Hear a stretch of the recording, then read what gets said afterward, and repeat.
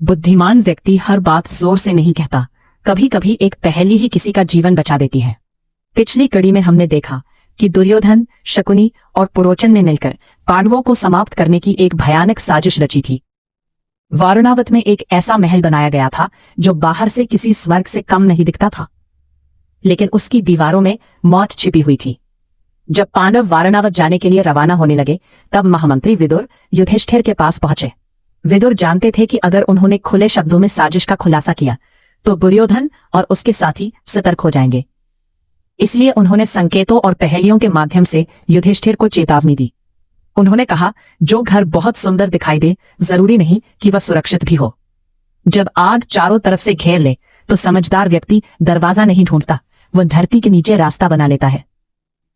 युधिष्ठिर तुरंत समझ गए कि यह कोई साधारण शब्द नहीं, बल्कि आने वाले खतरे की चेतावनी है।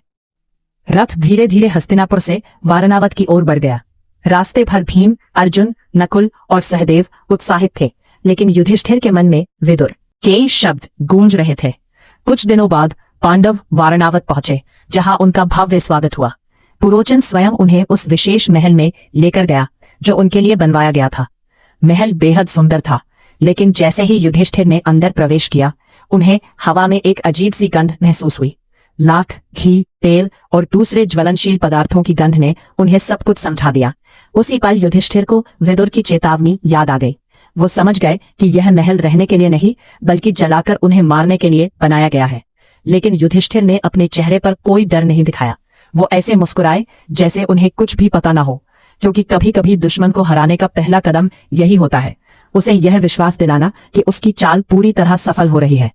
अब पांडवों के सामने सबसे बड़ी चुनौती थी इस मौत के महल से बच निकलने की, और जल्द ही शुरू होने वाली थी एक ऐसी गुप्त योजना जिसमें बनेगी एक सुरंग और बदलेगा इतिहास। अगली कड़ी में लक्षाद्रुह के अंदर गुप्त सुरंग की शुरुआत और विदुर के विश्वास पात्र की एंट्री।